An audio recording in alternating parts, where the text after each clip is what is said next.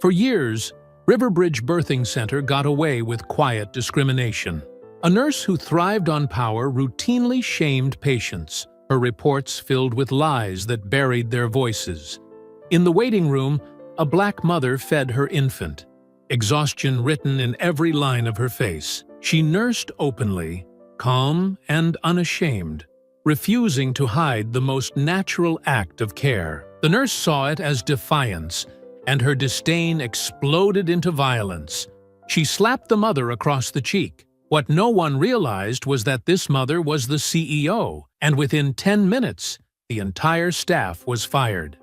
Before we go any further, comment where in the world you are watching from and make sure to subscribe, because tomorrow's story is one you don't want to miss. The afternoon sun filtered through the windows of Riverbridge Birthing Center, casting long shadows across the waiting room's pale blue walls. Imani Caldwell shifted in the uncomfortable plastic chair. Her 8-week-old daughter Nova nestled against her chest. The constant worry about Nova's low-grade fever had kept her up most of the night, but she maintained her usual composed demeanor. She glanced around the waiting area, taking in the mix of expectant mothers and new parents. A few nodded in quiet acknowledgement, the universal language of tired parents. Nova's soft whimpers grew more insistent, and Imani recognized the signs immediately. Her daughter was hungry. Without hesitation, Imani adjusted her casual cotton shirt and positioned Nova to nurse, using a light blanket for privacy more out of habit than obligation. The familiar sensation of Nova latching on brought a small smile to her face, despite her exhaustion. For a moment, the world narrowed to just the two of them, mother and daughter connected in this simple act of love. The sharp click of approaching footsteps broke through their peaceful bubble. Nurse Mara Kincaid's shadow fell across them, her presence as cold as a draft from an open window. Imani looked up to find the nurse's lips pressed into a thin line, her eyes sharp with disapproval. "Ma'am," Mara's voice carried across the waiting room, loud enough to draw attention. "That kind of behavior is inappropriate here. We have a private room for that." She gestured vaguely toward Imani and Nova, her nose wrinkling slightly. Imani took a steady breath, keeping her voice level. "My daughter is hungry and we're waiting for her appointment. There's nothing inappropriate about feeding her." "There are standards of conduct here," Mara continued, her tone dripping with condescension. "Other patients shouldn't have to be exposed to this display." She emphasized the last word as if describing something distasteful. A few other mothers in the waiting room shifted uncomfortably. One woman caught Imani's eye and shook her head slightly, clearly embarrassed by the nurse's behavior. "I'm well aware of the law," Imani replied, her voice firm but controlled. "I have every right to feed my child here. Nova needs to eat, and I won't make her wait or move to another room as if we're doing something wrong." Mara's posture stiffened, her clipboard clutched tightly against her chest. "Perhaps you don't understand how things work here. We have rules." "I understand perfectly," Imani cut in, still maintaining her composure despite the heat rising in her cheeks. "What I don't understand is why you're creating an issue where there isn't one. Several other mothers here have nursed their babies today without comment." Nova squirmed slightly, disturbed by the tension in her mother's voice. Imani stroked her daughter's back soothingly, refusing to let Mara's prejudice disrupt this moment with her child. "Well," Mara's voice took on an even more patronizing tone, "those mothers were more discreet, more considerate of others' comfort." The implication hung heavy in the air. Imani noticed how Mara's eyes skimmed over her dark skin, how her lips curled slightly at the edges. It was a familiar look, one that suggested Imani somehow didn't belong, didn't measure up to some unspoken standard. "My daughter's comfort is my priority," Imani stated firmly, "and there's nothing indiscreet about what I'm doing." Other parents in the waiting room had grown quiet, the tension palpable. A young mother across the room deliberately began nursing her own infant, making eye contact with Imani in silent solidarity. Mara's face flushed red. "If you can't follow our guidelines, show me these guidelines," Imani challenged, her voice steady but intense. "Show me where it states that a mother can't feed her hungry child in the waiting room." The nurse's mouth opened and closed, no ready answer available. Her fingers tightened around her clipboard until her knuckles whitened. "That's what I thought," Imani said softly, turning her attention back to Nova. Mara turned on her heel, her shoes clicking against the linoleum floor. As she reached the nurse's station, she turned back, her voice carrying clearly across the room. "Some people just don't know how to act in public." The words landed like a slap, but Imani refused to flinch. She kept her eyes on Nova's peaceful face, counting her daughter's steady breaths. The familiar ache of dealing with such prejudice settled in her chest, but she pushed it aside. Nova needed her calm and focused, especially with the fever they were here to check. Around her, the waiting room gradually returned to its previous quiet murmur. A woman sitting nearby caught her eye and gave her an encouraging smile. Imani nodded back, grateful for the small gesture of support. Nova finished nursing, and Imani gently burped her, the routine motions helping to center her thoughts. She knew there would be more confrontations ahead. There always were. But for now, she focused on the warm weight of her daughter in her arms, on the soft sound of Nova's breathing, on the strength that flowed between them like an unbreakable thread. A short while later, Nova's cries pierced the tense quiet of the waiting room again. Imani immediately recognized the hungry wail and began to position her daughter to nurse again. The few remaining patients kept their eyes fixed on magazines or phones, the earlier confrontation still hanging heavy in the air.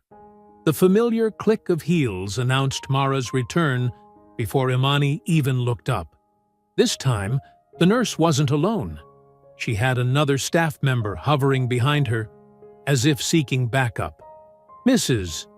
Caldwell!" Mara's voice cut through Nova's cries, sharp as a blade. "You need to stop that right now and come with me to the private nursing room." Her arms were crossed tightly across her chest, her stance rigid with authority. Imani continued helping Nova latch on, keeping her voice steady. "No, thank you. We're fine right here." She glanced around the nearly empty waiting room where only 3 other patients sat scattered across the space. "There's plenty of room, and Nova needs to eat." "This is not a request." Mara stepped closer, her shadow falling across Imani and Nova. "It's hospital policy. You will come with me now." Each word was clipped, loaded with barely contained frustration. The second staff member shifted uncomfortably behind Mara, clearly unsure about the escalating situation. A young mother across the room pulled out her phone, holding it low but unmistakably recording. "My daughter has a fever," Imani explained, struggling to keep her voice level. "I'm not moving her unnecessarily or interrupting her feeding. She's vulnerable right now, and she needs to eat." Mara's face twisted with obvious disdain. "If you can't follow simple instructions, how can we trust you're following proper care procedures at home?" The implication in her tone was clear, hitting a nerve that generations of Black mothers had endured. "Excuse me?" Imani's voice dropped dangerously low. "Are you questioning my ability to care for my child?"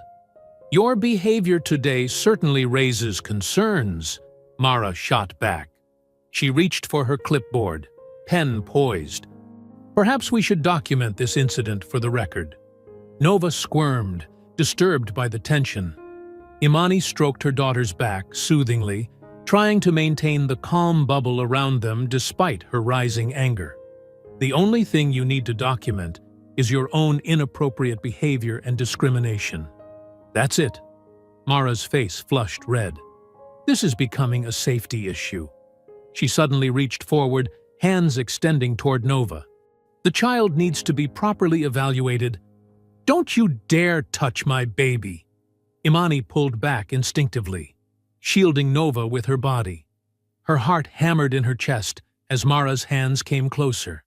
"Hospital policy clearly states—" Mara grabbed at Nova's blanket, trying to pull the baby away from Imani's breast. Everything happened in a flash. Imani twisted away from Mara's grasp, protecting Nova. The nurse, thrown off balance, straightened up, and then her hand swung out, connecting with Imani's cheek in a sharp crack that echoed through the waiting room. The sound hung in the air like thunder after lightning. Nova wailed, startled by the sudden movement and noise. Imani's cheek burned where Mara's hand had struck her, but she remained frozen, holding Nova close to her chest, her mind struggling to process what had just happened. The waiting room fell into absolute silence except for Nova's cries. The young mother with the phone had stood up, her hand over her mouth. The second staff member took several steps back, clearly wanting no part of what had just occurred. Mara seemed shocked by her own action, her hand still hanging in the air. For a brief moment, fear flashed across her face, quickly replaced by a defensive scowl. "You see?" she announced to the room at large, voice shaking slightly. "This is exactly the kind of situation our policies are meant to prevent."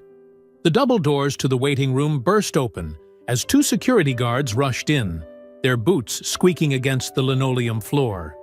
Imani's heart sank as she watched their eyes scan the scene and immediately fix on her. The black woman standing while everyone else sat, the crying baby, the white nurse in her pristine uniform. "Ma'am?" The larger guard approached Imani, his hand hovering near his belt. "I need you to calm down and step aside." "Calm down?" Imani's voice came out barely above a whisper. "She just slapped me while I was holding my baby." "Please step aside, ma'am," the guard repeated, moving closer, positioning himself between Imani and Mara. His partner circled around, creating a barrier that effectively isolated Imani from the rest of the room. Imani stood her ground, though her legs felt weak. Nova continued to cry against her chest, and she could feel her daughter's tears soaking through her shirt. The injustice of the moment pressed down on her like a physical weight, the guards treating her as the threat, Mara's smug expression behind them, the other patients watching in uncomfortable silence. "I will not step aside," Imani declared, her voice growing stronger despite the tremble in her hands. "That nurse just assaulted me and my infant daughter. I'm not moving anywhere. Ma'am, if you continue to be uncooperative—" The guard's hand moved closer to his belt. The young mother, who had been recording, spoke up from across the room. "She's telling the truth. I got it all on video. The nurse hit her." But the guards kept their attention fixed on Imani, their stance making it clear whom they viewed as the problem. Mara had retreated behind the nurse's station, already scribbling furiously on her clipboard, no doubt crafting her version of events. With Nova still crying against her chest, Imani took a deep breath and reached for her phone with her free hand. The security guards watched her every move, their stance tense. She kept her voice steady as she dialed Ty's number, knowing he was waiting in the car outside. "Ty? I need you to come get Nova." Her voice cracked slightly. "There's been an incident." "What happened?" Ty's voice carried clear concern through the speaker. "Just come now, please. Main entrance." She ended the call, keeping her eyes locked with the larger security guard. "My partner is coming to take our daughter. Then we can discuss what happened here." Mara's smirk grew wider behind the desk. "Oh, we'll definitely be discussing what happened. I'm already documenting your aggressive behavior." Less than a minute later, Ty's tall frame appeared in the doorway. His military training showed in how quickly he assessed the scene. The security guards, Imani's reddened cheek, the frightened patients. He moved smoothly to Imani's side, carefully taking Nova into his arms. "You okay?" he asked quietly, noting the tremor in Imani's hands as she passed their daughter to him. "I will be," she whispered. "Take her outside. I'll handle this." Once Nova was safely in Ty's arms, Imani's demeanor shifted. She straightened her spine and reached for her messenger bag, pulling out her tablet with deliberate calm.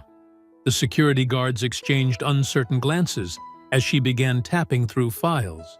"Since you're so fond of documentation, Nurse Kincaid," Imani's voice carried clearly across the waiting room, "let's review some important paperwork." "You can save your complaints for the administration," Mara sneered. "Right now, you need to leave before we have you removed." "Actually," Imani turned her tablet around, displaying a legal document with prominent letterhead, "I believe you'll find that I am the administration." The young mother who had been recording leaned forward in her chair. Other patients set aside their magazines, the tension in the room shifting. "What are you talking about?" Mara's confidence wavered slightly. 3 days ago, CareLoop Healthcare Technologies completed its acquisition of Riverbridge Medical Group, including this birthing center. Imani swiped to display another document. "As CEO of CareLoop, that makes me your boss. Or rather, your former boss." The color drained from Mara's face. "You're lying. The board approved the merger last month. The paperwork was finalized on Tuesday." Imani's voice remained measured, but her eyes blazed. Section 8.3 of the Employee Handbook covers emergency termination in cases of patient endangerment. Striking a mother holding an infant certainly qualifies. The security guards stepped back, their earlier certainty crumbling. The second nurse, who had been hovering behind Mara, slowly backed away toward the break room. "You can't just," Mara sputtered. "I can, and I am." Imani turned to address the security guards directly. "Please escort Nurse Kincaid off the premises immediately. She is no longer employed here, effective this moment." She looked around the waiting room. The same applies to all staff currently on duty who witnessed this assault and failed to intervene. A murmur rippled through the waiting room. One of the patients actually clapped before quickly stifling herself. "This is ridiculous." Mara grabbed her phone. "I'm calling Dr. Leland." "Doctor." "Leland no longer has authority here," Imani stated firmly. "And your access badges will be deactivated within the next 5 minutes. I suggest you gather your personal belongings quickly." The larger security guard cleared his throat. "Ma'am, we'll need to verify this with—" "Check your emails," Imani cut him off. "The management change notification went out this morning. Your security company contracts directly with CareLoop now." The guard pulled out his phone, scrolling quickly. His eyebrows shot up as he found the message. He showed it to his partner, who nodded grimly. "Ms. Kincaid." The guard turned to Mara, his tone now professional but cold. "Please come with us." "This is absurd. You can't just walk in here and—" Mara's voice rose hysterically. "I can, I have, and I did." Imani held up her tablet again. "Would you like me to read the specific clause that gives me this authority? Or would you prefer to leave with some dignity intact?" The young mother, who had been recording, stood up. "I have the whole thing on video. The assault, everything. Just in case anyone needs to see it." Mara's face contorted with rage and disbelief. She looked around the waiting room, but found no allies. The other staff members had already disappeared into the break room, presumably gathering their things. "This isn't over," Mara hissed as the security guards moved to flank her. "You're right," Imani agreed calmly. "The medical board will be very interested in reviewing your conduct. And those incident reports you've been writing? We'll be examining those very carefully." The security guards began escorting Mara toward the exit. Her heels no longer clicked with authority. They scraped against the floor as she stumbled, her composure finally breaking. Imani remained standing in the center of the waiting room, tablet in hand, as other staff members began filing out. Some shot her angry looks, others kept their eyes down, but all of them left. The young mother with the phone approached her. "That was amazing," she said quietly. "Do you want a copy of the video?" "Yes, please," Imani nodded. "Send it to this email." She wrote her address on a slip of paper, her hands finally steady. As the last of the terminated staff disappeared through the glass doors, an uneasy quiet settled over the waiting room. The remaining patients whispered among themselves, some still recording on their phones. Imani's shoulders remained straight, but exhaustion crept into her stance as the adrenaline began to fade. A petite nurse in blue scrubs approached from a side hallway, glancing nervously over her shoulder. Her name tag read Rosa Ortega, and unlike the others, her expression held concern rather than anger. "Ms. Caldwell?" Rosa's voice was barely above a whisper. "Could I speak with you privately?" "Please." Imani studied the nurse's face, searching for any sign of hostility. Finding none, she nodded. "Let's use that consultation room." She gestured to a small office nearby, its door still ajar from the recent chaos. Once inside, Rosa closed the door carefully. Her hands trembled as she reached into her scrub pocket. "What happened to you today? It wasn't random. And it wasn't just about breastfeeding." "I had a feeling," Imani said, watching as Rosa withdrew a small flash drive.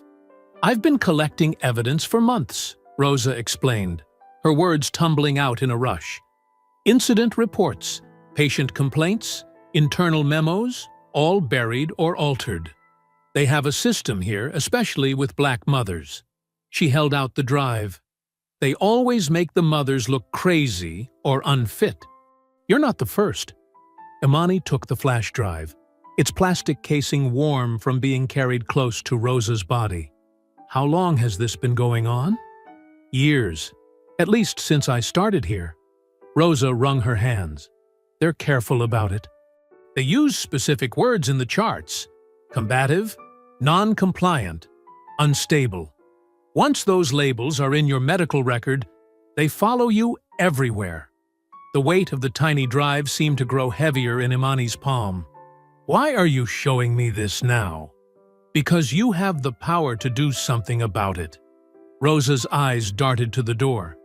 "And because what Mara did today, it wasn't just assault. It was part of a pattern.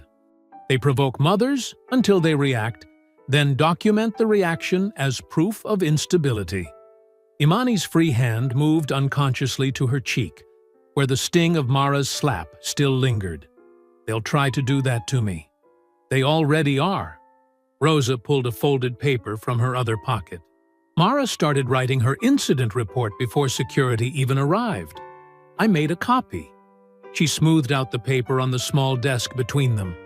Imani leaned forward to read, her jaw tightening at the words. "Patient displayed aggressive and erratic behavior. Refused to comply with safety protocols. Expressed paranoid beliefs about staff motives. Demonstrated poor judgment regarding infants' needs." "This is how it starts," Rosa said softly. "By the time most mothers realize what's happening, their charts are full of these notes. It affects custody hearings, CPS investigations, even routine pediatric visits at other facilities." Through the office window, Imani could see Ty in the parking lot, gently rocking Nova in his arms. The sight of her daughter made her chest tighten with both love and fear. "Why didn't anyone stop this?" she asked, though she already knew the answer. Who would believe us? The few times someone complained, they were labeled disruptive and transferred or fired.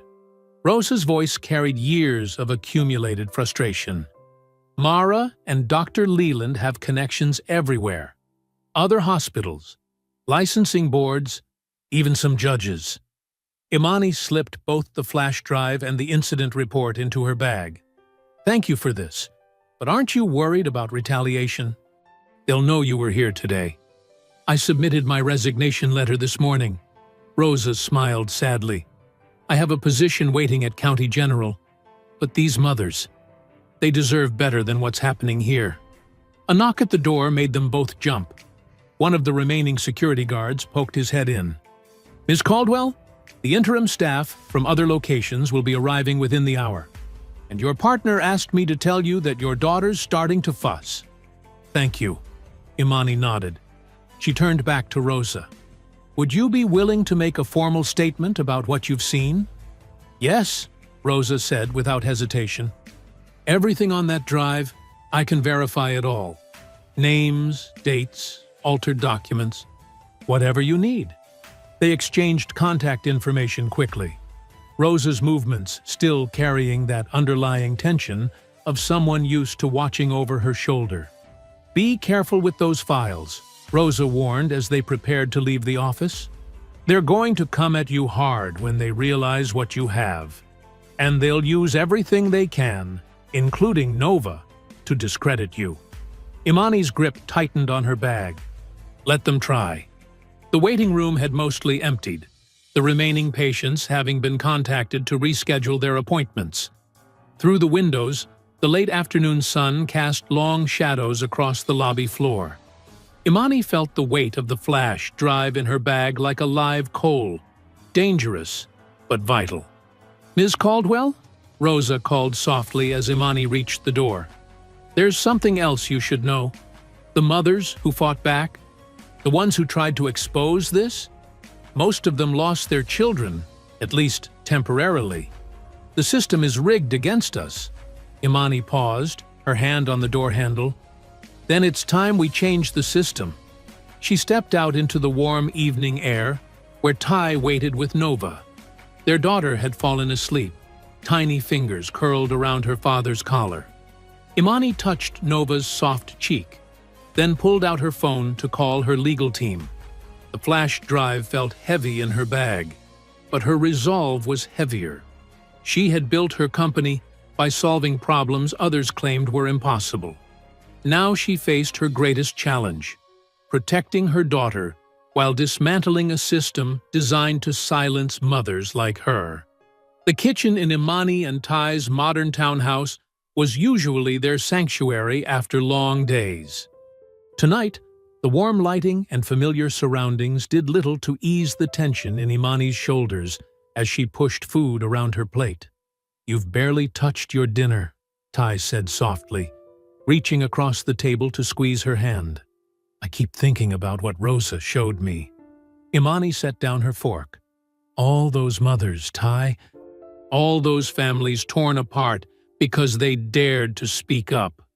Nova dozed peacefully in her bassinet beside the table, tiny chest rising and falling with each breath. Ty had insisted on cooking, his grandmother's recipe for comfort food, mac and cheese with crispy breadcrumbs. The gesture touched Imani, even if she couldn't muster an appetite. We'll fight this, Ty assured her, his steady voice anchoring her racing thoughts. You've got the evidence now, and unlike those other mothers, you have resources. Imani nodded, trying to draw strength from his words. She'd spent the drive home making calls to her legal team, to trusted board members, to community leaders who'd fought similar battles. The flash drive sat heavily in her laptop bag, waiting to reveal its secrets. I just can't believe Mara actually... Imani's words cut off at the sound of sharp knocks at their front door. Ty stood first, protective instinct kicking in. I'll get it. No. Imani rose too. We face this together. The knocking came again, more insistent. Through the decorative glass panels flanking their door, Imani could make out two figures, one in what looked like a police uniform. Her heart rate spiked, but she kept her movements deliberate as she and Ty approached the door. Years of business negotiations had taught her to never show fear, even when her pulse was racing. Opening the door revealed a police officer, his badge catching the porch light, and a woman in business casual attire holding a leather portfolio. Mrs. Caldwell? The woman asked, though her tone suggested she already knew the answer. I'm Sandra Mitchell from Child Protective Services, and this is Officer Reynolds. We need to speak with you regarding an incident report filed this afternoon. Imani's jaw clenched, but her voice remained steady. It's Ms. Caldwell. Please come in. She gestured to their living room, exchanging a quick glance with Ty. The CPS worker settled into an armchair while Officer Reynolds remained standing, hands clasped behind his back. The contrast between the cozy room, with its family photos and baby toys, and these unwelcome visitors felt jarring. We've received concerning reports about an altercation at Riverbridge Birthing Center, Mitchell began, flipping open her portfolio. The staff there documented some troubling behaviors. You mean after their charge nurse assaulted me while I was holding my infant daughter? Imani's tone was ice cold. Mitchell consulted her papers. According to the report, you exhibited aggressive and unstable behavior, refused to comply with safety protocols, and demonstrated concerning judgment regarding your child's needs. Rosa's warning echoed in Imani's mind. They always make the mothers look crazy or unfit. That's absolutely false, Ty interjected, his counselor's training evident in his controlled anger. I was there. The nurse attacked my partner while she was simply feeding our daughter. Sir, please. Officer Reynolds held up a hand. We need to hear from Ms. Caldwell directly. The implications hung heavy in the air. The assumption that Imani needed a man to speak for her, the dismissal of Ty's testimony, the subtle ways they were both being put in their place. Nova stirred in her bassinet, making small, fussy sounds. Imani moved to pick her up, hyper-aware of how Mitchell watched her every movement, probably making notes about her parenting. The report also mentions that you made threatening statements and attempted to interfere with hospital operations, Mitchell continued, her pen poised above her notepad. I exercised my legal authority as the managing partner of that facility to terminate staff who had created an unsafe environment. Imani corrected, keeping her voice level while soothing Nova. My company, Care Loop, acquired management rights to Riverbridge last month. Everything I did was within my contractual powers. Mitchell's pen paused. This detail clearly hadn't been in her report. Officer Reynolds shifted his weight, suddenly less certain of his role. Nevertheless, Mitchell pressed on, we have an obligation to investigate any claims of potential child endangerment. We'll need to conduct a welfare check on the infant. Imani held Nova closer, fighting the urge to refuse. She knew that any resistance would only feed into their narrative. Her name is Nova, she said firmly, and she's been under constant medical supervision since birth. Her pediatrician can provide full records. For the next 30 minutes, Imani and Ty endured a barrage of invasive questions. They watched as Mitchell examined Nova, checked their kitchen for adequate food, peered into the nursery, and documented everything in her little notebook.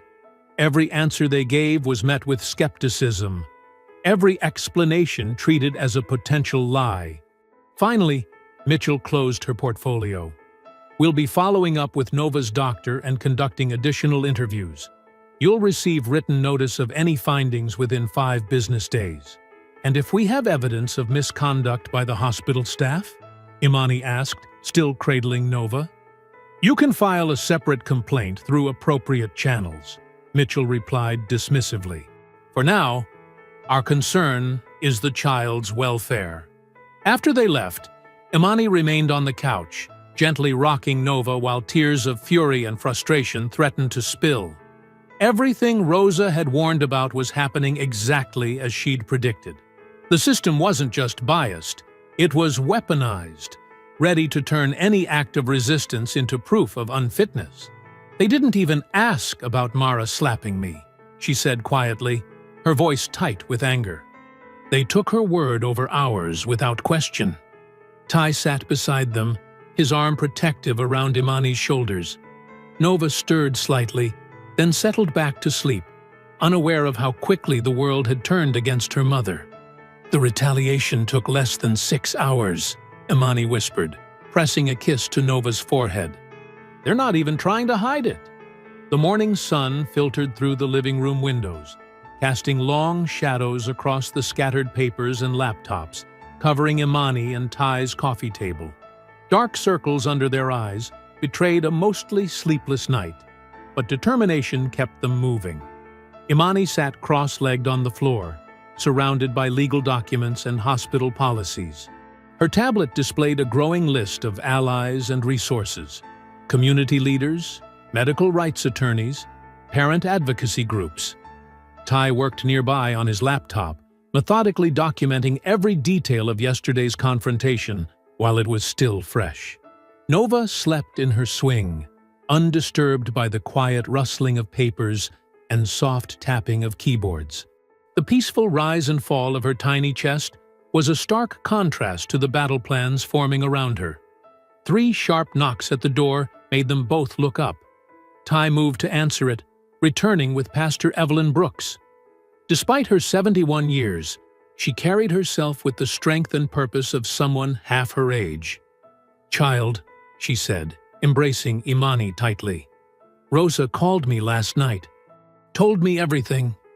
Imani melted into the hug, allowing herself a moment of vulnerability she rarely showed outside her closest circle.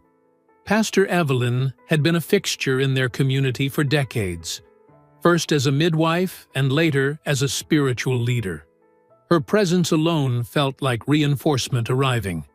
"They're trying to paint me as unstable," Imani said, pulling back from the embrace.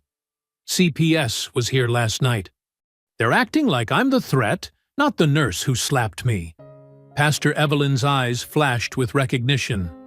She settled into an armchair, her weathered hands smoothing her skirt, a gesture Imani had seen countless times before difficult conversations. "Ain't nothing new about what they're doing," she said, her voice carrying the weight of decades of similar stories. "I delivered babies for 30 years in this city.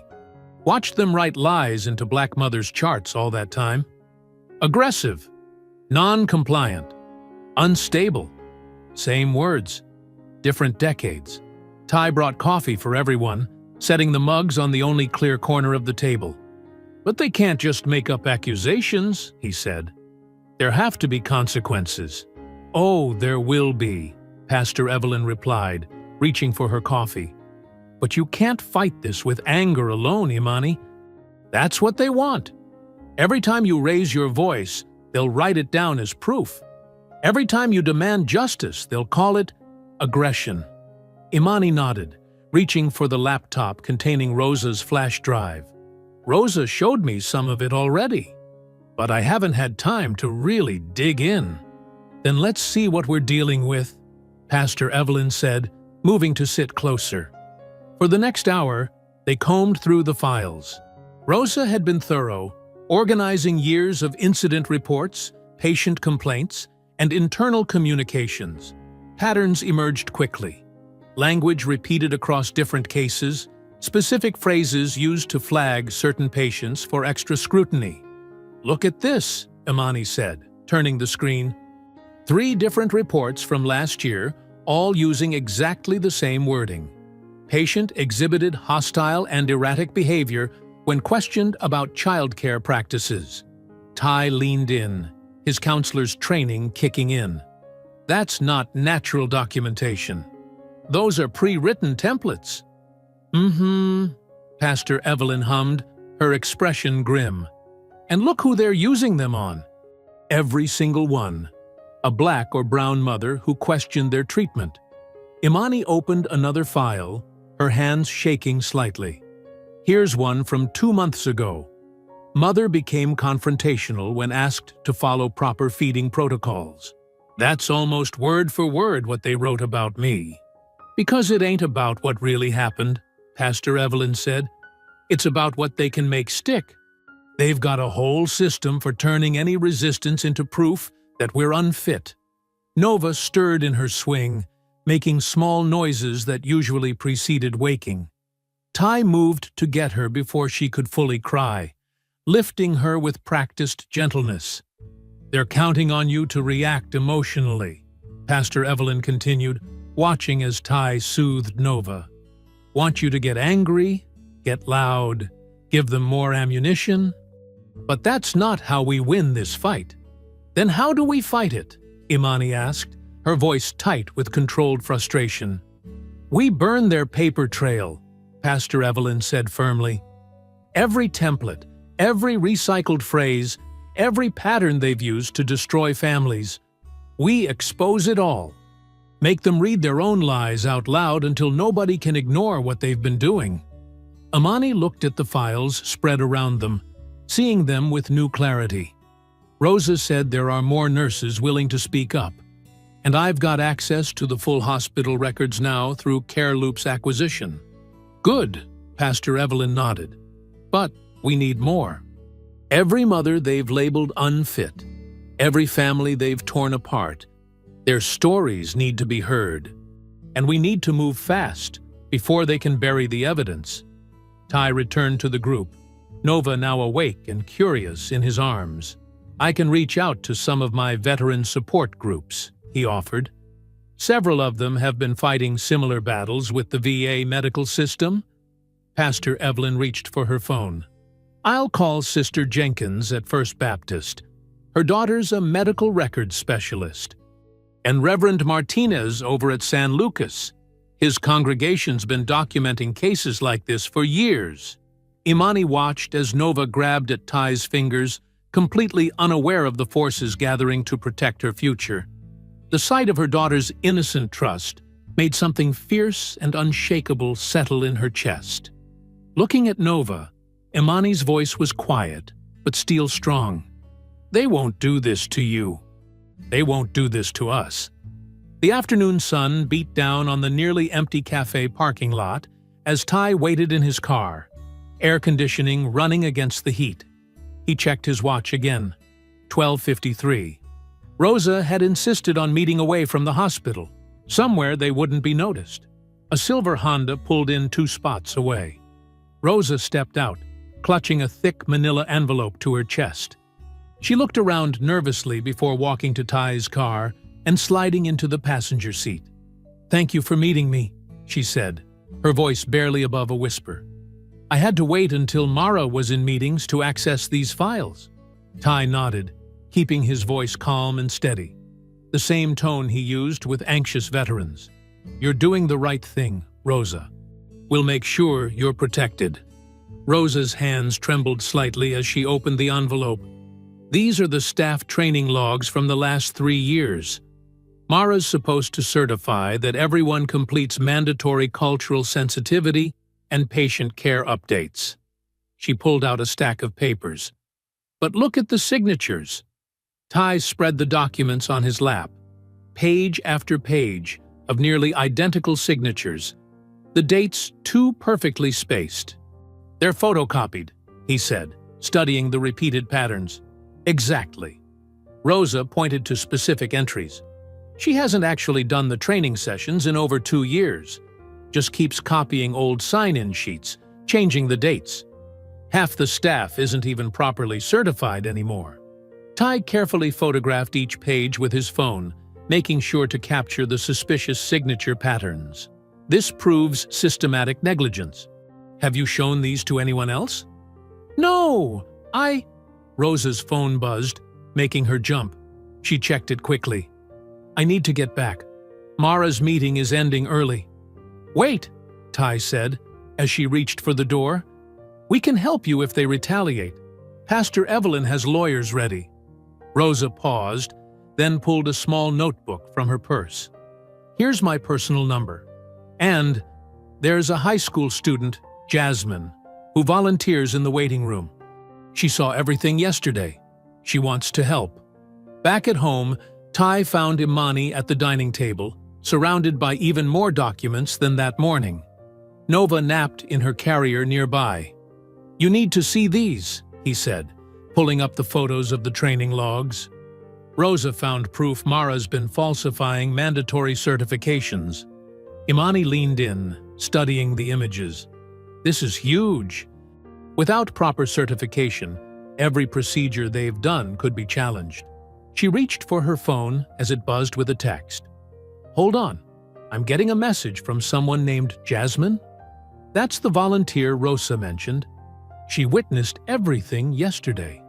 Imani read the message aloud.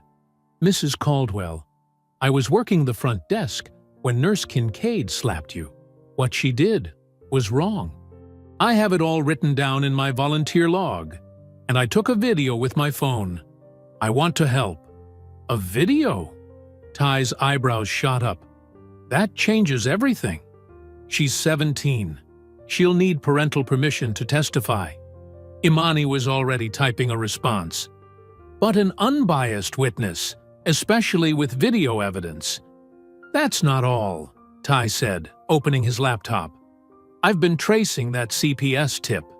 The report came through their anonymous hotline, but the IP address matches Riverbridge's administrative wing, specifically Gavin Price's office. Their PR strategist? Imani's fingers stopped moving over her phone. The one who's been planting those vague statements about a disruptive visitor in the media. The same. He's got a history of this too. Ty turned the screen to show her. 3 years ago, he handled crisis management for a pharmaceutical company accused of discriminatory drug trials. Every whistleblower suddenly faced personal scandals, custody battles, professional complaints. Imani stood up and began pacing, her mind racing. So it's not just Mara. The whole system is designed to silence people, first through direct intimidation, then through official channels when that doesn't work. She returned to the table, spreading out everything they'd gathered. Rosa's flash drive files, the falsified training logs, screenshots of Gavin's media manipulation, Jasmine's text message, proof of a pattern bigger than one angry nurse or one violent incident. We've got them, she said softly, running her finger along a particularly damning document. Falsified records, witness testimony, video evidence, proof of coordinated retaliation. She looked at Nova, still peacefully sleeping. They can't brush this under the rug. What's our next move? Ty asked, already knowing Imani would have a plan forming. We need to... A notification popped up on Imani's tablet. An email from Jasmine with the video attachment. They huddled together to watch it.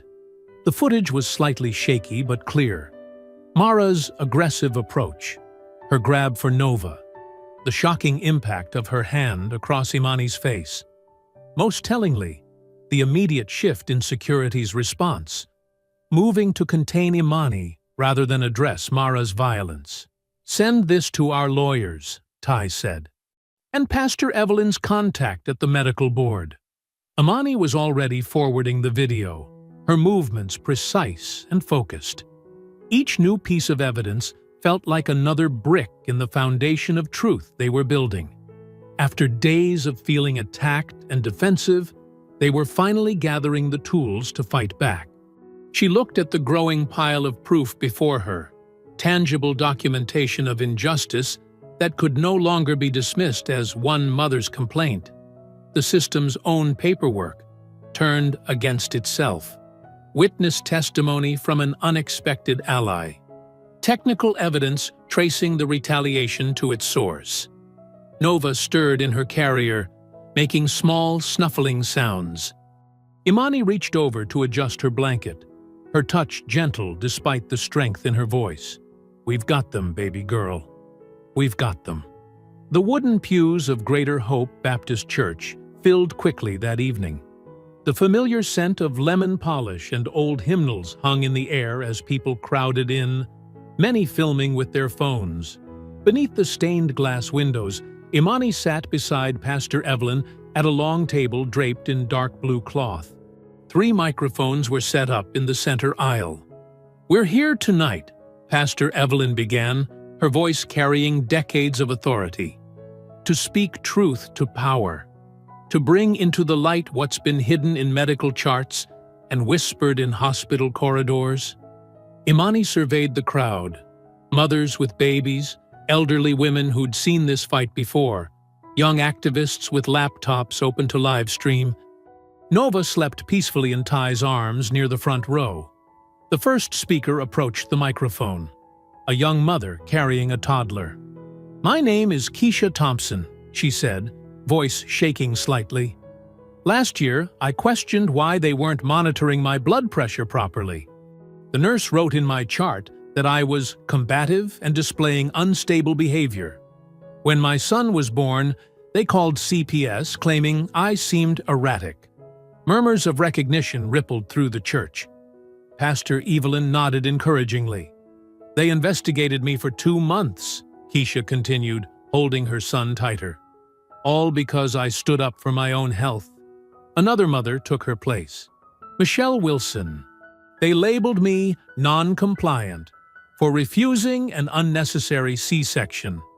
The doctor wrote that I was hostile to medical advice when I asked about alternatives." She wiped tears from her eyes. "That label followed me to every appointment after." The stories kept coming. A mother branded negligent for questioning vaccine scheduling. Another deemed aggressive for requesting a different nurse. Each account echoed with familiar phrases, the same words Imani had seen in Rosa's files, repeated across decades of patient records. "They made me feel crazy," said a woman in her 50s, gripping the microphone stand. "Like maybe I was imagining the dismissal, the condescension. But seeing these patterns now, they were gaslighting us all." Patricia Henderson, a retired white nurse who'd worked at 3 local hospitals, approached the microphone slowly. The room hushed. "I need to speak to what I witnessed over 30 years of nursing," she said, her lined face solemn. "This labeling system, it was taught to us, though never in writing. We were encouraged to note difficult patients in specific ways. And yes, these terms were used disproportionately for Black mothers." She pulled out old notebooks. "I kept records because it didn't sit right with me. The same phrases over and over: confrontational demeanor, resistant to care, emotional instability. Code words that marked these women as troublemakers for doing what any mother would do: advocate for their children." The live stream comment section exploded. Local news crews who'd been filming discreetly from the back started moving closer. A young resident physician stood up next. "We're still being taught these patterns in subtle ways," she admitted. "How to document problem patients without using obvious racial language. How to protect ourselves legally while discrediting their complaints." Pastor Evelyn's steady gaze swept the room. "How many here have been labeled unfit or unstable in their medical records?" Nearly half the hands went up. How many had CPS called on them after speaking up at the hospital? Most of those hands stayed raised. Imani approached the microphone, Nova's hospital bracelet still on her wrist. The room fell silent. "What happened to me wasn't a single incident," she said clearly. "It wasn't one angry nurse or one bad day. It was part of a system designed to silence us, to make us doubt ourselves, to paint us as unstable when we're simply being mothers." She held up a thick stack of papers. "These are the incident reports from Riverbridge. The same phrases, copied and pasted year after year. The same tactics used to discredit Black mothers who dare to question their care. The church's old walls seemed to vibrate with years of stored pain finally finding voice. Some women were crying openly now, holding each other. "But we have something they didn't expect," Imani continued. "We have proof. We have witnesses. We have their own documentation of systematic discrimination. And most importantly, we have each other." She turned to face the cameras directly. "To every mother who's been called angry for protecting her child, difficult for asking questions, unfit for demanding respect, you are not alone. We are not crazy, and we will not be silent anymore." The first clap came from the back, then another, building like a wave until the entire church thundered with applause. Women stood, raising their fists, their phones, their babies. The live stream counters ticked up into the thousands. Pastor Evelyn stepped forward, taking Imani's hand. "This is just the beginning," she announced over the noise. "We're creating a database to track these incidents. We're filing a class action lawsuit. We're demanding oversight of medical records and incident reports." Looking out at the sea of determined faces, Imani felt something shift in her chest. The isolation of the past few days melted away. She wasn't just one mother fighting anymore. She was part of an army of women who'd faced the same battle, who understood exactly what she was up against. They kept clapping, some shouting, "Amen!" and "Speak truth." The energy in the room was electric. Years of suppressed stories finally breaking free. Ty brought Nova to her, and Imani held her daughter close, surrounded by the strength of her community. The applause rolled on, a thunder of support that seemed to shake loose decades of silence. The church doors creaked open mid-testimony. Two figures in dark suits walked purposefully down the center aisle, badges glinting under the overhead lights. The crowd fell silent as Tom Haskins and Sarah Chen from Child Protective Services approached the front. Imani's heart dropped. She recognized Haskins from his visit to her home the previous night. His face was grim, professional, but there was something apologetic in his eyes. "Ms. Caldwell," he said into the nearest microphone, his voice echoing through the now silent church. "We need to conduct an immediate wellness check on Nova." The live stream chat exploded. Phones raised higher, recording every moment. "Are you serious?" Pastor Evelyn stepped forward, her usual calm cracking. "This child is perfectly fine, being cared for by both parents, surrounded by community." "We received multiple urgent reports," Chen explained, pulling out a tablet. "Allegations of erratic behavior and potential endangerment during a public gathering." Imani's hands gripped the edge of the table. The timing was too perfect. Someone had called CPS the moment the forum started trending online. She looked at Ty, who held Nova protectively against his chest, their daughter sleeping peacefully through it all. "This is harassment," someone shouted from the crowd. "We're recording everything," called another voice. Haskins cleared his throat. "Ms. Caldwell, we can do this privately in a side room or—" "No," Imani said firmly, standing straighter. "You want to check my baby's welfare? Do it right here, in front of all these witnesses and cameras. Let everyone see exactly how the system works." She nodded to Ty, who approached slowly. The crowd parted like a sea, phones following his every move. Nova stirred slightly as Ty handed her to Chen, who began the standard physical check. Imani felt her chest tighten as strange hands moved over her daughter. She watched Chen check Nova's temperature, examine her skin for marks, test her reflexes. Every second felt like an hour. Comments scrolled rapidly across the live stream. CPS investigating CEO mom during community meeting. Watch them take that baby away. Who calls child services during a church meeting? Pastor Evelyn gripped Imani's hand tight enough to hurt. The older woman's face was a mask of controlled fury. She'd seen this scene play out too many times before. "Normal temperature," Chen announced professionally. "Good muscle tone, no signs of distress or neglect. Appropriate weight for age." "The baby is perfectly healthy," Haskins concluded.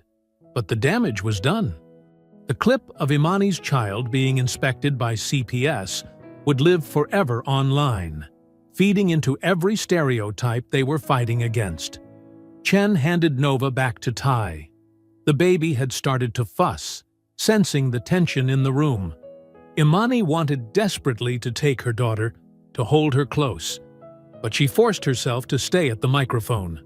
"Let the record show," she said, her voice steady despite the tears threatening to fall, "that this is the second CPS check in 24 hours, both based on anonymous tips, both occurring exactly when we started speaking out." The crowd stood, voices rising in support. "We see you, sister! Stay strong! This is what we're fighting." Haskins paused at the door, turning back briefly. "Ms.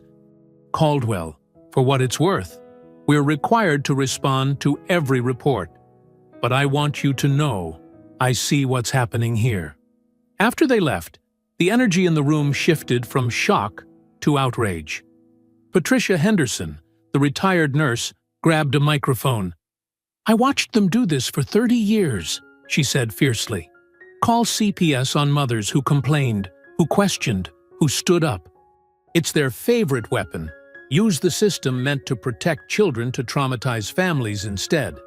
Keisha Thompson bounced her toddler as she spoke up. "They did the same to me. Called CPS right after I filed a formal complaint. Made me look unstable." But Imani could barely hear them over the roar of blood in her ears. On her phone, notifications poured in. The clips were already spreading. Breaking: Tech CEO's baby investigated during public forum. CPS conducts emergency welfare. Check on infant at church meeting. Questions raised about CEO mother's stability after multiple CPS visits. She watched the view counts climb, saw the comments roll in questioning her judgment, her parenting, her mental state. Everything she'd built, her reputation, her credibility, all being undermined in real time. The crowd began to chant, "We believe you! We believe you!" Pastor Evelyn took the microphone. "This is what systemic racism looks like in action, folks. This is how they try to silence us. But we are not going anywhere." More voices joined the chant. Some people were on their feet, swaying. The church felt electric with righteous anger. But Imani stood frozen behind the table, watching her daughter in Ty's arms, seeing the social media storm grow. She'd known they would retaliate. She'd expected pushback. But this, using her baby, her motherhood, her deepest vulnerability as a weapon against her, it cut deeper than she'd imagined possible.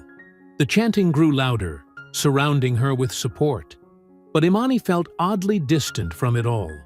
She watched the live stream numbers tick up, saw her name trending, and realized with crystal clarity this was only the beginning of their fight.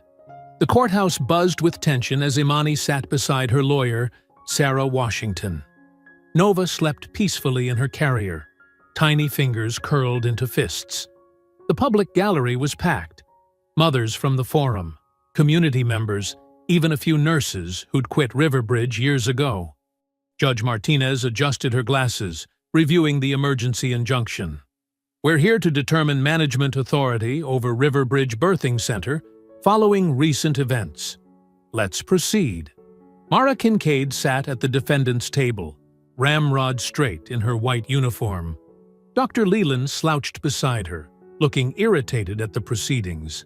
Their lawyer, a sharp-suited man named Phillips, shuffled papers importantly.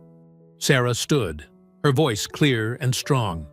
"Your Honor, we'll demonstrate a pattern of discriminatory practices, falsified records, and direct physical assault against my client, the legal owner of this facility."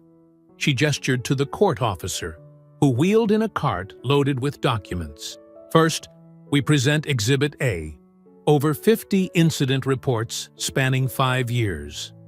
Note the identical language used to describe black and brown mothers. Aggressive, non-compliant, unstable." The judge leaned forward, examining the highlighted sections. Phillips jumped up. "Objection! These documents are confidential medical records, which my client has full authority to access as the facility's owner," Sarah countered smoothly. "And they show clear evidence of systemic bias." Judge Martinez nodded. "Overruled. Continue." Sarah clicked through a presentation. Here we see Nurse Kincaid's incident report about Ms. Caldwell, filed minutes after being terminated. Compare it to these previous reports about other black mothers. The similarities were stunning. Same phrases, same accusations, Same implications of mental instability and neglect. Now, Your Honor, we call our first witness, Rosa Ortega. Rosa walked to the stand, hands clasped tightly. She'd worn her nurse's uniform despite being suspended. Under oath, she described years of watching discrimination unfold. They had a system, she explained. Any mother who complained or questioned treatment, especially black mothers, would get flagged in their chart. Then came the incident reports, the calls to CPS. Objection! Phillips stood again. Hearsay. Overruled, Judge Martinez said firmly. Continue, Ms. Ortega. Rosa held up a thick folder. These are training logs I maintained as staff educator. They show Nurse Kincaid falsified certification dates for multiple nurses, then used those false credentials to justify overruling patient requests. Mara's face turned red. Dr. Leland whispered urgently to Phillips. Next came Ashley Martinez, the teenage volunteer. She nervously twisted her hospital ID badge as she described the waiting room incident. Ms. Caldwell was just feeding her baby. Nurse Kincaid got mad and tried to grab the baby. Then Ashley swallowed hard. She slapped Ms. Caldwell across the face. I saw it clearly. I was standing right there. The gallery murmured. Judge Martinez tapped her gavel once. Tom Haskins testified next, his CPS badge gleaming. We investigated the anonymous tips about Ms. Caldwell and found no evidence of neglect or instability. Further investigation revealed the tips came from a PR firm contracted by Riverbridge. Phillips tried desperately to object, but the evidence kept mounting. More nurses testified, more documents emerged. The pattern became impossible to ignore. Finally, Sarah played the security footage from the waiting room. The slap was clearly visible. Several people in the gallery gasped. Your Honor, Sarah concluded, my client legally owns this facility. She witnessed abuse, experienced assault, and uncovered systematic discrimination. She had every right to terminate employees who violated patient safety and ethical standards. Judge Martinez removed her glasses, studying the courtroom. The silence felt heavy. Mr. Phillips, your response? Phillips stood, adjusting his tie. Your Honor, while we regret any misunderstandings, Ms. Caldwell's hostile takeover of our facility has disrupted patient care. We ask the court to— Hostile takeover? Judge Martinez interrupted. Counselor, I'm looking at acquisition documents signed 3 months ago. This was a standard business transaction. She shuffled through papers on her bench. I'm also looking at dozens of discriminatory incidents, falsified records, and witness testimony of physical assault. She set the papers down firmly. Mr. Phillips, do you have any evidence to counter these specific charges? Phillips glanced at Dr. Leland, then back at his notes. Well, Your Honor, regarding hospital policy, I'll take that as a no. Judge Martinez straightened in her chair. Having reviewed all evidence presented, this court finds in favor of the plaintiff. Ms. Caldwell's ownership and management authority over Riverbridge Birthing Center is affirmed. Her termination of staff members involved in discriminatory practices and assault is upheld. The gallery erupted in cheers. Judge Martinez banged her gavel. Furthermore, she continued once order was restored, I'm referring evidence of falsified medical records to the State Nursing Board for review. This court stands adjourned. The bang of the gavel was almost lost in the crowd's reaction. People hugged and cried. Pastor Evelyn raised her hands in prayer. Rosa wiped tears from her eyes. Imani stood slowly, lifting Nova from her carrier. Her daughter blinked awake, yawning widely at all the noise. Ty appeared at her side, wrapping an arm around them both. Outside the courthouse, reporters crowded the steps with cameras and microphones. But Imani barely heard their questions. She held Nova high, letting the spring sunlight warm her daughter's face. For this moment, just this one shining moment, everything felt right. "Miss Caldwell, what's your response to the ruling? Will you reinstate any of the terminated staff? What changes do you plan to make at Riverbridge?" The questions flew at her, but Imani just smiled, holding Nova close. She had won. They had won. Imani and Ty sat in their kitchen that evening, takeout containers spread across the counter. Nova dozed in her swing nearby while they savored their small victory. The warm glow of triumph still lingered from the courthouse steps. "To justice," Ty said, raising his water glass. His smile reached his eyes, crinkling the corners. "To new beginnings," Imani added, clinking her glass against his. She felt lighter than she had in days. "I can't wait to start making real changes at Riverbridge. First thing tomorrow." Her phone buzzed, then Ty's. Then both their tablets lit up with news alerts. Imani grabbed her phone, her stomach dropping as she read the headline. "Breaking. Emergency Tier O reinstates Riverbridge staff. Blocks CEO's actions." "No," she whispered. "No, no, no." Ty leaned over her shoulder, reading aloud. "Late this evening, attorneys for Riverbridge Hospital System secured a temporary restraining order from Judge William Bedford, blocking recent terminations and reinstating all staff pending arbitration. Dr. Arthur Leland cited grave concerns about continuity of care in the emergency filing. Imani's hands shook as she scrolled through the article. "Judge Bedford? He's not even in our district. How did they—" She stopped, remembering something Rosa had mentioned. "Wait, Bedford. He's connected to Gavin Price somehow. The PR guy?" Ty frowned. "The one who filed those false CPS reports? They're all connected." Imani pressed her palms against her temples. "The whole system is rigged." She jumped up, pacing the kitchen. "We have to fight this. I'll call Sarah. We'll file an emergency appeal." "Tonight?" Ty glanced at the clock, showing nearly midnight. "Baby, we need to think strategically. Get some rest and hit this fresh in the morning." Imani wanted to argue, but exhaustion pulled at her bones. She looked at Nova, peaceful in her swing, and nodded reluctantly. "First thing tomorrow, then. We'll go to the hospital, document everything before Mara and her crew can get back in." They tried to sleep, but Imani tossed and turned, her mind racing with possibilities. Around dawn, she gave up and started getting ready.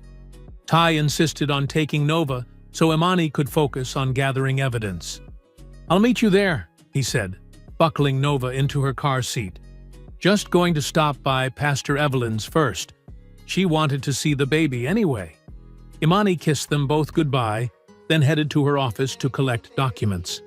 20 minutes later, her phone rang. Ty's name flashed on the screen. "Hey, I'm almost done here." "They pulled me over." Ty's voice was tight, controlled. "Some tip about erratic driving and child endangerment. They're keeping us here. Won't let me reach Nova's diaper bag with her medicine." "Where are you?" Imani was already running to her car. "Martin Luther King Boulevard, just past the church." "Imani?" She's starting to wheeze. Imani's heart stopped. Nova had been diagnosed with mild respiratory issues at birth. She needed her preventive inhaler regularly. "I'm coming. Call 911 right now. I don't care what the police say." She broke speed limits getting there, finding 3 police cars with flashing lights surrounding Ty's SUV. Nova's cries carried through the morning air. "That's my baby!" Imani screamed, running toward them. 2 officers blocked her path. "She needs her medicine." "Ma'am, stay back. I'm her mother.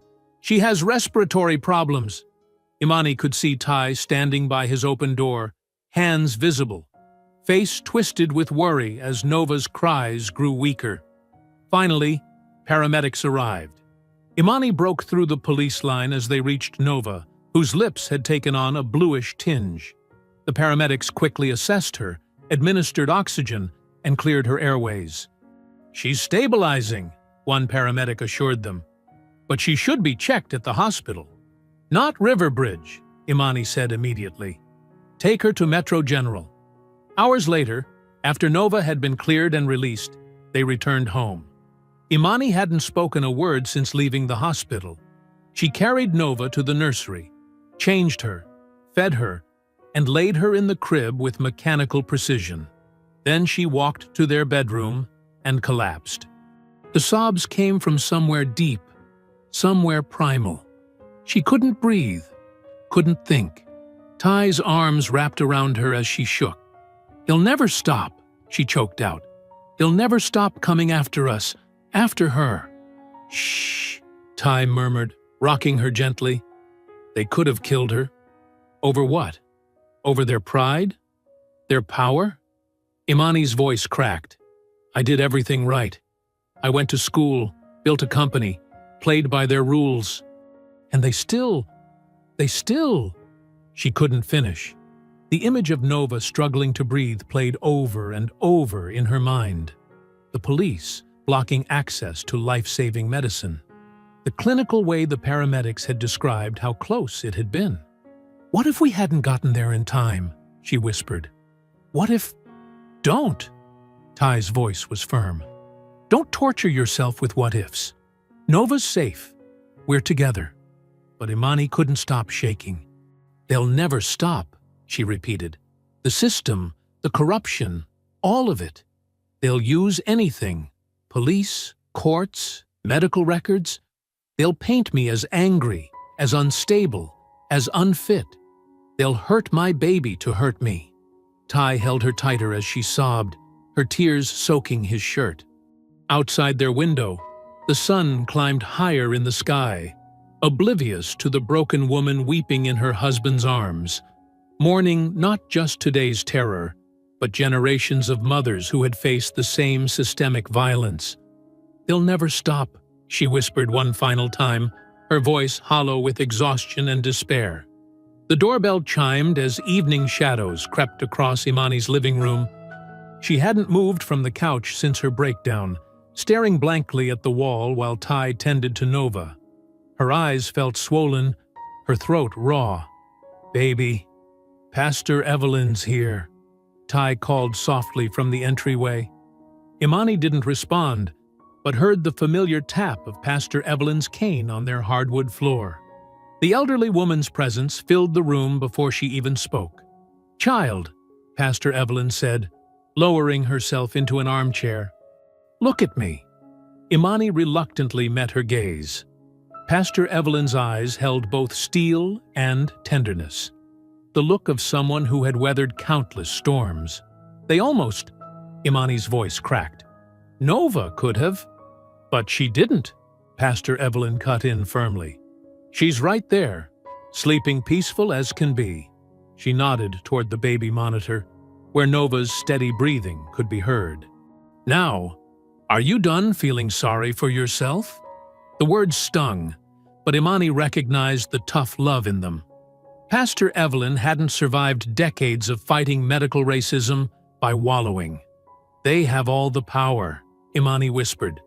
"The courts, the police, everything." Pastor Evelyn scoffed. "Child, please, you think we didn't face worse? You think we didn't have crosses burned on our lawns for daring to demand basic dignity?" She leaned forward. "The power isn't in their systems. It's in their secrets. And you've got those now, don't you?" A knock at the door interrupted them. Ty opened it to reveal Rosa, clutching her purse tightly. Her eyes were red-rimmed, but determined. "I brought something else," Rosa said without preamble, pulling out a thick folder. "Training logs. Every nurse has to maintain current certifications. Mara's been falsifying them for years." Imani sat up straighter as Rosa spread the documents across their coffee table. "See these signatures? Mara signed off on training that never happened. She cut corners to save money, then covered it up. And these dates here? She backdated everything after inspections were announced." "This is criminal negligence," Ty said, examining the papers. More than that, Pastor Evelyn added, it's proof of a pattern. She didn't just abuse her power once. She built a whole system of lies. Another knock made them all jump. This time, Tom Haskins stood in the doorway, looking uncomfortable in his CPS blazer. Mr. Haskins? Imani tensed. May I come in? He asked formally. When Ty nodded, he entered but remained standing. I need to tell you something. Off the record. He pulled out his phone, showing them an email chain. The tips about your family came directly from Gavin Price. He used multiple dummy accounts, but they all trace back to his IP address. He coordinated with local police to arrange that traffic stop. Imani's hands clenched. Can you testify to that? I will, Haskins said firmly. I've spent 20 years trying to protect children. What they did today, using my office as a weapon, endangering your daughter for political games, that's not protection. That's abuse of power. Pastor Evelyn nodded approvingly. Now you're seeing it clear, Mr. Haskins. They need to say it, Imani murmured, an idea forming. All of it. What's that, child? You said their power is in their secrets. Imani stood up, energy returning to her limbs. So we make them read their lies out loud. Every false report, every faked signature, every racist complaint. Make them speak their shame in public. Rosa's eyes widened. The board meeting. It's mandatory after a TRO, and it has to be public. Exactly. Imani began pacing, her mind racing. We bring every mother they've wronged. We show every document. We make them face what they've done, not in private meetings, not in sealed records, but in front of everyone. They'll try to stop you, Haskins warned. Let them try. Pastor Evelyn's voice carried decades of defiance. Truth has a way of being heard. Ty wrapped his arm around Imani's shoulders. What do you need from us? Rosa, can you get the affected mothers to testify?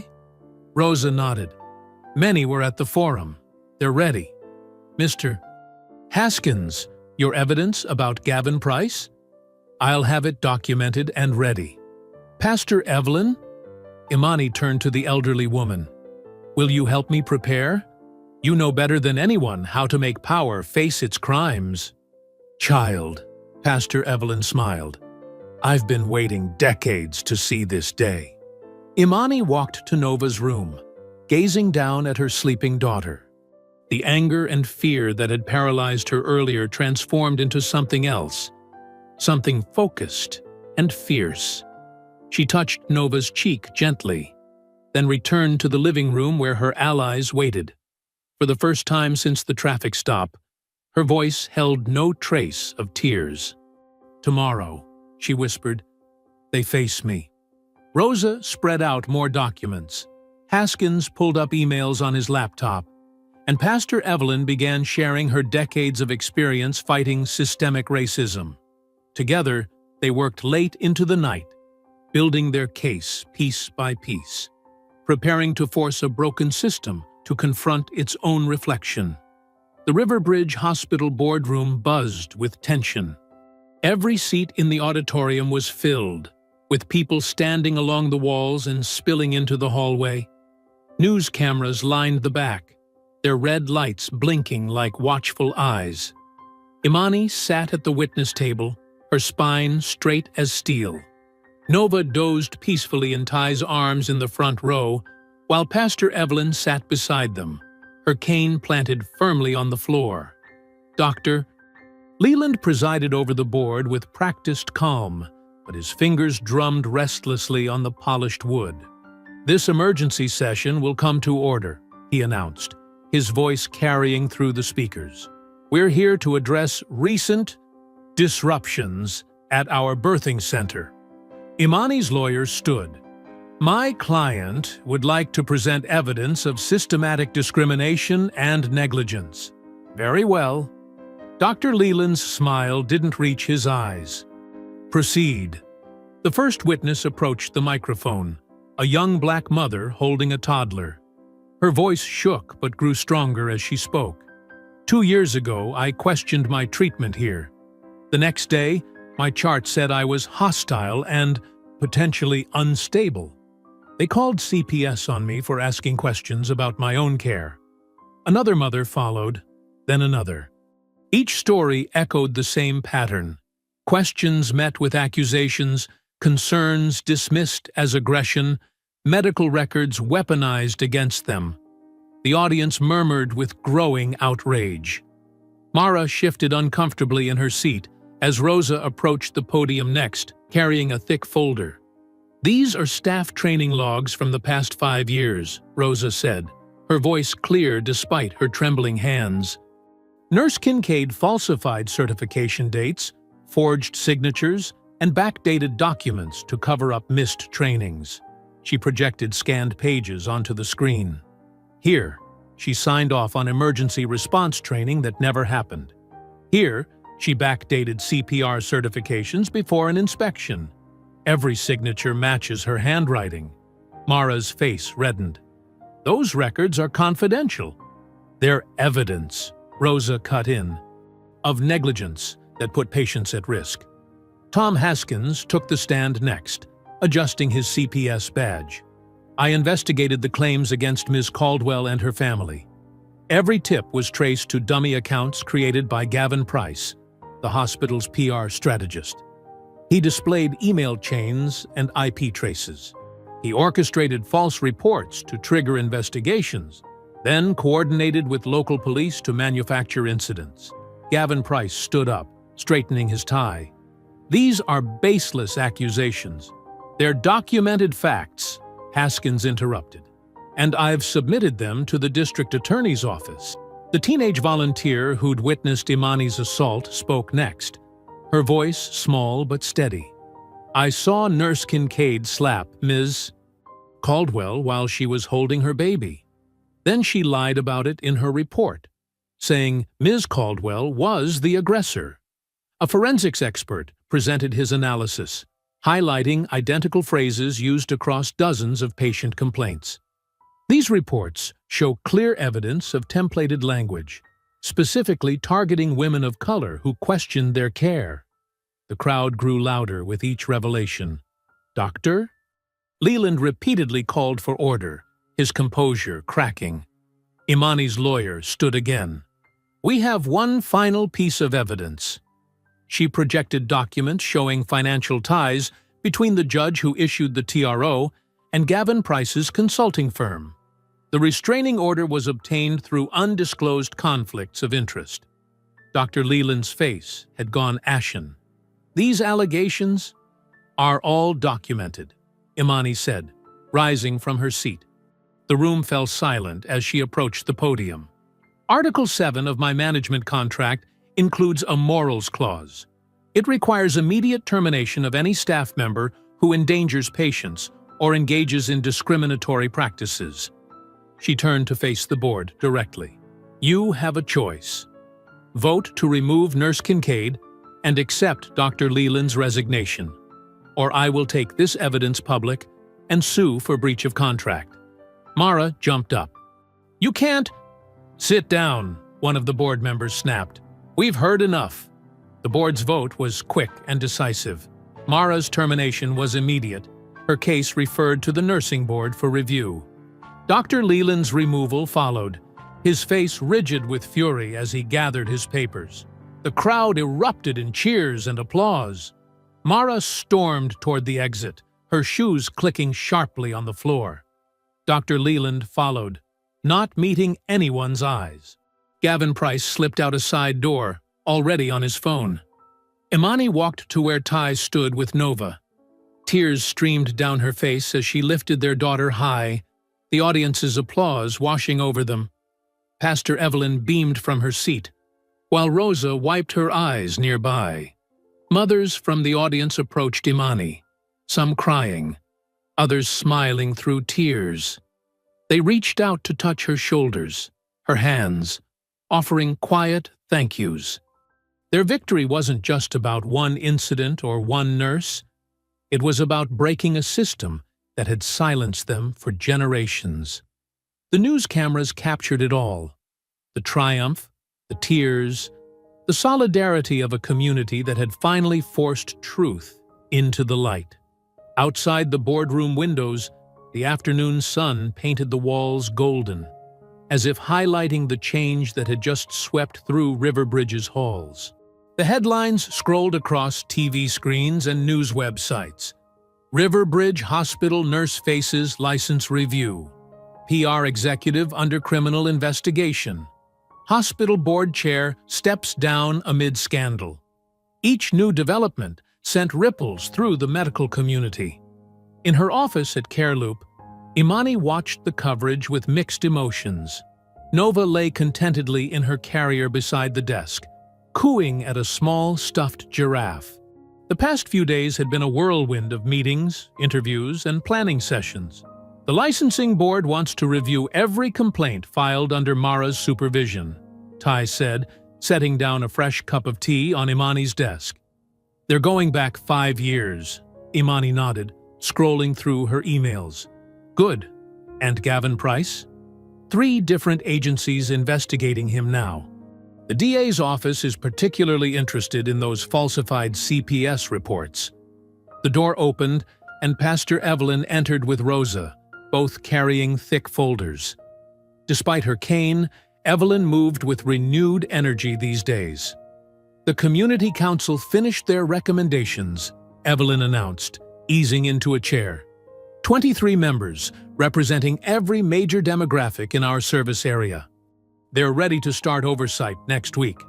Rosa spread out several documents. I've drafted new training protocols focusing on cultural competency and bias recognition. Every staff member will need to complete them before returning to work. Imani picked up Nova, who had started fussing. How are the remaining staff taking it? Better than expected, Rosa replied. Many of them felt trapped in the old system too. They're relieved to see changes coming. The group spent hours finalizing details for the birthing center's reopening. Imani insisted on complete transparency. Patient satisfaction scores, complaint resolutions, and demographic data would all be publicly available through digital dashboards in real time. No more buried reports, she declared. No more silenced voices. Pastor Evelyn, in her new role as patient advocate, would have direct access to hospital leadership. Rosa's promotion to training director meant she could reshape staff education from the ground up. The Bias-Free Care Initiative would ensure every patient received equal treatment, with clear accountability measures. Outside Imani's office windows, workers were already installing new signage at the birthing center. The old Riverbridge logo came down, replaced by fresh lettering announcing the community partnership. A digital display would show the live dashboard data, visible to anyone passing by. Dr. Leland's resignation letter is making rounds, Tai mentioned, checking his phone. Claims he's stepping down to spend time with family. Imani snorted. At least he's leaving quietly. Unlike Mara. They'd all seen the angry interviews Mara had given, claiming she was being persecuted. But the evidence was too strong, the pattern too clear. Her former colleagues' testimonies painted a damning picture of systematic discrimination. The next morning, final preparations were underway for the reopening ceremony. The birthing center's lobby had been transformed. Fresh paint brightened the walls, and new furniture created welcoming spaces for families. Most importantly, the staff now reflected the diversity of their patient population. Local news crews set up their equipment as community members began arriving. Mothers who had testified at the board meeting came with their children, greeting each other like old friends. Medical students from nearby universities listened intently as Pastor Evelyn shared stories from her midwife days. Rosa directed the new nursing staff, their badges displaying the Bias-Free Care Initiative logo. They moved through the crowd, answering questions and giving tours of the upgraded facilities. The transparency dashboards glowed on wall-mounted screens, already tracking patient feedback. Ready? Tai asked, adjusting Nova's tiny dress.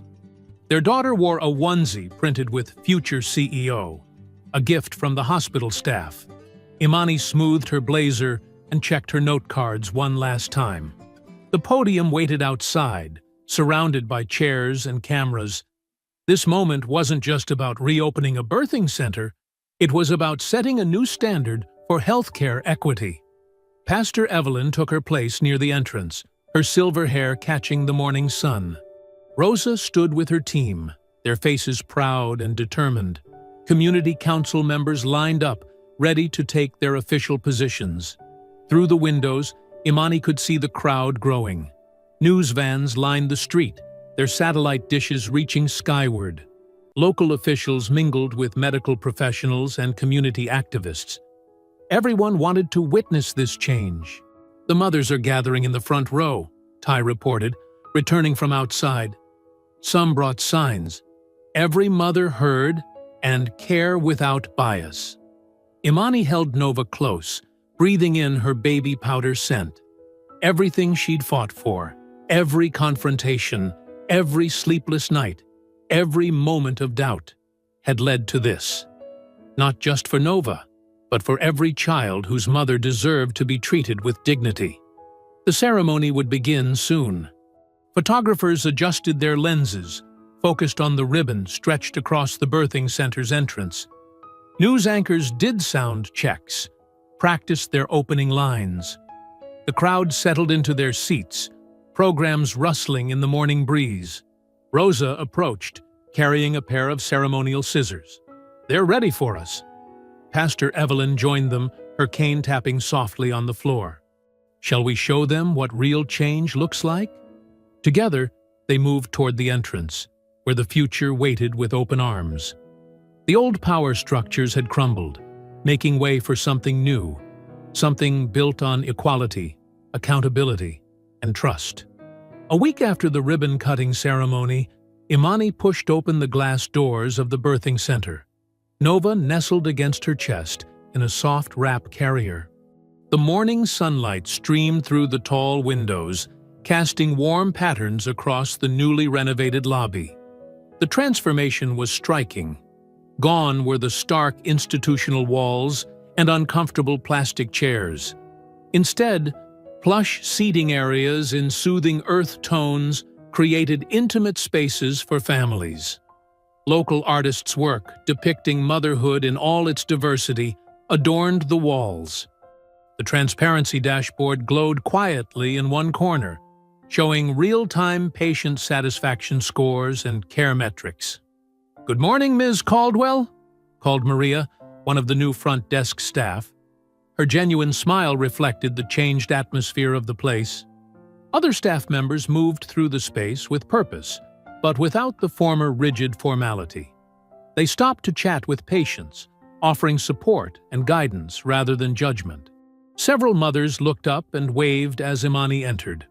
One was bottle-feeding her infant, while her toddler played quietly in the new children's corner. Another helped her pregnant friend fill out paperwork. The lobby hummed with quiet conversation and occasional baby sounds. "Welcome back," Rosa said, emerging from a hallway with her tablet. She'd grown into her role as training director, carrying herself with new confidence. "The Morning Mothers group just finished. They're raving about the new lactation support program." Imani nodded, feeling Nova start to stir. "That's wonderful. How are the new protocols working out?" "Better than we hoped. Staff reports show increased patient engagement, and our satisfaction scores keep climbing." Rosa gestured to the dashboard. "Especially among our Black and brown mothers." A young resident hurried past, then backtracked. "Ms. Caldwell, I wanted to thank you. That cultural competency training last week really opened my eyes. I'm already applying what we learned." "That's exactly what we want to hear," Imani replied, noting how the resident maintained eye contact rather than talking down to her. The change in staff behavior wasn't just surface-level politeness, it reflected deeper understanding. Nova began making her hungry sounds, and Imani moved toward one of the comfortable seating areas. This particular spot, bathed in natural light near a small indoor fountain, had been deliberately designed for nursing mothers. The quiet burble of water provided gentle privacy without isolation. As she settled into the cushioned chair, Imani felt a momentary flash of memory. Mara's angry face, the sting of the slap, the humiliation. But the phantom pain faded quickly, replaced by the present reality.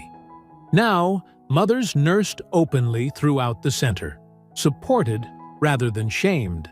Pastor Evelyn's voice carried from the hallway as she conducted a tour for visiting healthcare administrators.